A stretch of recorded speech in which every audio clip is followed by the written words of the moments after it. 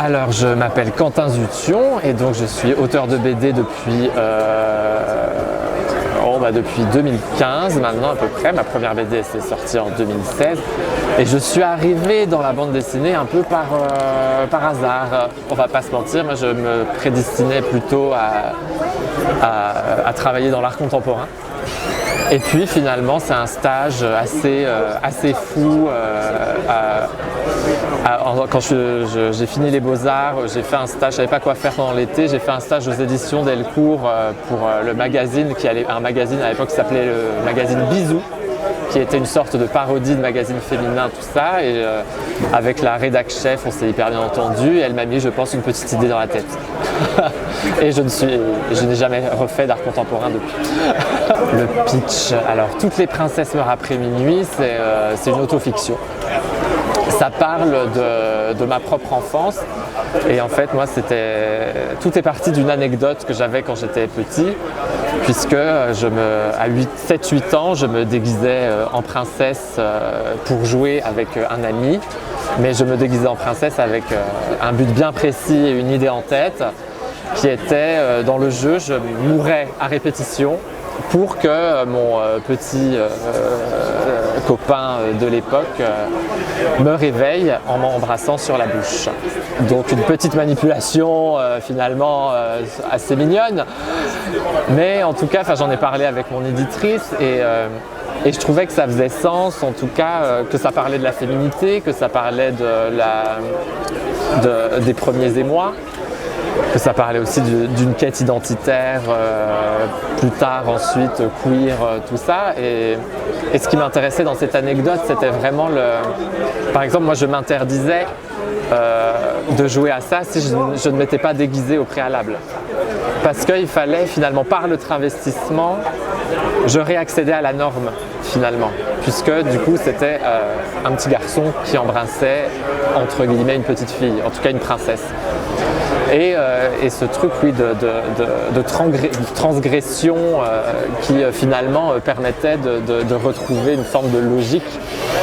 Parce que donc j'étais petit, donc je ne mettais pas encore de mots sur ma propre homosexualité et tout ça, mais en tout cas c'est comme ça que je l'explorais déjà. Et parce que là c'est vrai qu'en plus on entend beaucoup en ce moment de choses dans l'actualité sur oui mais est-ce qu'à 7 ans c'est pas trop jeune pour savoir si on est homosexuel et tout ça. Effectivement, on ne le dit pas comme ça, mais on le sait. Moi, je regardais ce copain de classe. Il n'était pas dans ma classe, il était un peu plus âgé que moi. Mais ce copain à l'école, quoi. Et il y avait un trouble. Je sentais bien que ça me faisait des trucs dans le bide, quoi. Le jour de son décès, quand on l'a appris, du coup, le lendemain matin, ça, je ne m'en souviens pas, moi. En revanche, je me souviens d'une semaine après l'enterrement. Et ça, j'ai les images. Donc moi, effectivement, en 97, j'avais 7 ans. Je me souviens, oui, qu'on regardait la télé avec ma famille et m'être dit dans ma tête, waouh, donc c'est donc ça qui se passe quand une princesse meurt. Alors pas toujours, du coup. Ça dépend. Mais là, oui, je trouvais qu'il y avait quelque chose de presque mystique, quoi. Et ça m'a intéressé pour plusieurs raisons de l'intégrer dans la BD. Parce que là, déjà, ça donnait une indication temporelle, déjà. Et en plus, ça mettait en parallèle, l'histoire de Lady Di finalement se répercute aussi avec l'histoire des parents dans la BD qui vivent aussi, parce que donc on connaît les frasques du prince Charles et de Lady Di, tout ça, et donc aussi l'infidélité des parents dans la BD et de leur séparation, tout ça. Et ça crée des dialogues entre eux. Moi j'aime bien en tout cas dans les histoires aussi les ancrer dans un contexte. Et de partir de ce drame généralisé, mondial, quoi, et de voir comment ça impacte finalement une petite famille hyper classique de petite banlieue pavillonnaire. Ça j'aime bien. Je trouve qu'en tout cas ça crée ça me parle ce genre de truc dans une narration, quoi. C'est un personnage qui reste marquant pour moi. En tout cas, dans la société, je sais pas. En plus, là, on est un peu, par exemple, donc moi j'ai grandi avec les Disney, etc. Donc toutes ces princesses qu'on qualifie en plus aujourd'hui souvent d'un peu autruche qui finalement faisait tout pour un homme, tout ça, c'est hyper sacrificiel. Et j'entends complètement ces discours et effectivement que les petites filles d'aujourd'hui ont besoin de représentations moins passives peut-être, mais il n'empêche que moi j'ai jamais trouvé ces princesses Disney très passives. Pour moi elles étaient hyper courageuses. Enfin, Ariel vend son âme au diable quoi. Bon ok pour un homme, mais je trouvais ça hyper tragique, grandiloquent. Et autant je pense que effectivement ça a pu faire du mal, alors entre guillemets, je ne sais pas si ça fait du mal à des petites filles qui du coup ne se sentent pas représentées et tout, mais par contre je pense que ça a sauvé des dizaines et des dizaines de petits PD. Moi clairement elles m'ont sauvé, moi je m'identifiais à elles, parce que j'arrivais pas à m'identifier à des G.I. Joe ou même des Titeuf, tout ça, enfin j'arrivais pas, mais moi je voulais être Ariel quoi, et je la trouvais hyper courageuse de faire tout ça quoi. Je veux dire, elle se crée des jambes, elle s'arrache la queue. C'est quand même des sacrés. Je trouve que c'est de belles héroïnes et on les voit toujours effectivement, qui patientent dans le donjon. Et ça, c'est ce que je mets un peu à la fin de la BD dans les remerciements, c'est que, mais n'empêche que c'est elle, avant que le prince les libère, c'est elle qui le supporte, le dragon. Et voilà, j'étais très fier de ma tournure dans les remerciements.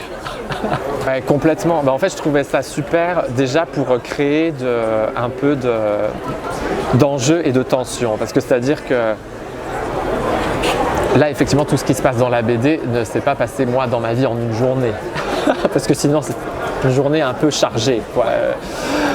Mais là, je trouvais que cet esprit, ok, tout se passe en 24 heures, on est au même endroit et tout, ça crée justement de la tension, déjà pour la narration. Et qu'en plus, moi je trouve qu'il y a un peu un sixième personnage principal dans cette BD qui est la maison et le jardin. Et parce que en fait, et j'ai choisi un peu cette narration et ce découpage un peu cinématographique, tout ça parce qu'il fallait qu'on comprenne, ah ok, donc là la mère est en train de s'engueuler avec le père dans la cuisine pendant que le petit embrasse son copain dans le jardin, pendant que Camille est en train de brûler sur la terrasse.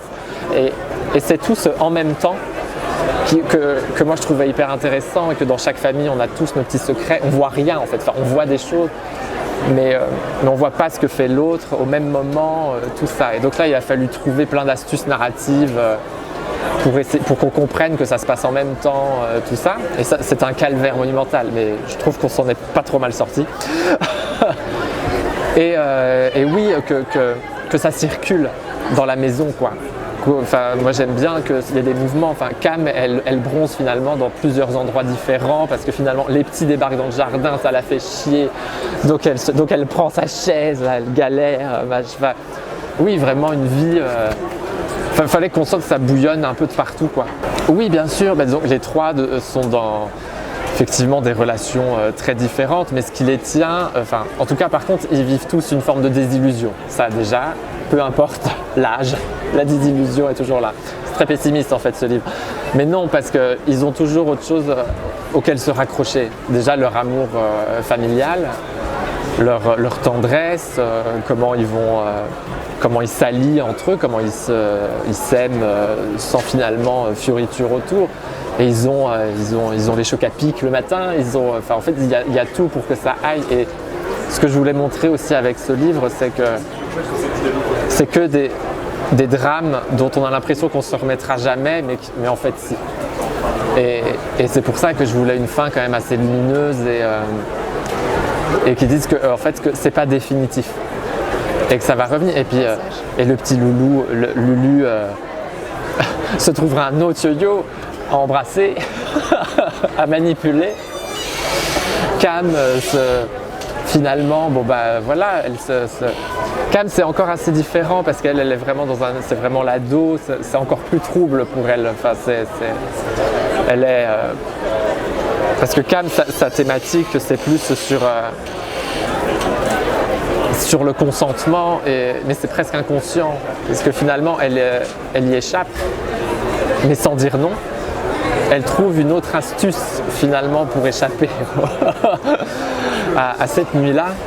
Mais qu'elle est consciente de ça, parce que c'est un acte manqué aussi un peu, et je trouvais ça bien d'essayer de parler du consentement un peu différemment que... En fait, je trouve ça hyper complexe cette question, moi. Mais c'est peut-être aussi moi-même, parce que dans ma vie personnelle, pour moi, dire non, c'est hyper dur. Et je trouve des stratagèmes pour esquiver souvent ces questions-là. Et là, justement, je voulais que Cam trouve ses propres stratagèmes. Et donc là, elle le fait avec panache et brio, mais en se faisant du mal. Donc, voilà. Après, il ne faut pas que je spoile tout non plus. Lisez la BD. Ça nous a surpris un peu, oui. Après, on est très content quand même, on va pas se mentir. Mais c'est vrai que c'est marrant de voir prix jeunesse, et puis même sur le site d'Angoulême, c'est écrit à partir de 14 ans.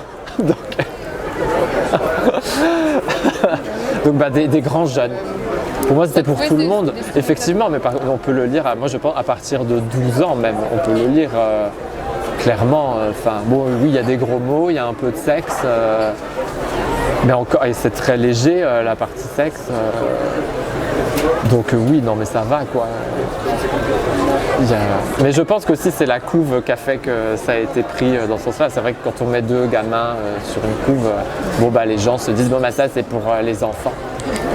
Et non, mais en vrai, je dirais même des enfants de 10 ans, ils peuvent le lire. Ça dépend de l'éducation qu'on leur donne aussi. Ah. J'en ai 2, j'en ai 3, j'en ai 6 dans ce cas. Moi, j'aimerais beaucoup entrer dans la tête d'une actrice. Et si cette actrice pouvait être Charlotte Gainsbourg.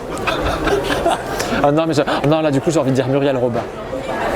Non, je change. Muriel Robin, mais qui a bercé mon enfant, mais je trouve ses textes intemporels. Et en plus, moi, j'aime bien quand même si c'est vrai que mes BD sont souvent assez dramatiques. Mais en fait, moi, j'adore l'humour. J'adore rire. Et je trouve que, et même dans Toutes les princesses meurent après minuit, la relation entre Cam et le petit, c'est très du tac au tac, on s'envoie des vacheries sur vacheries sur vacheries, et j'adorerais savoir vraiment écrire bien, mieux comme ça. Et donc du coup j'irais vers je pense une Muriel Robin qui pour moi a un sens du dialogue et du tac au tac incroyable.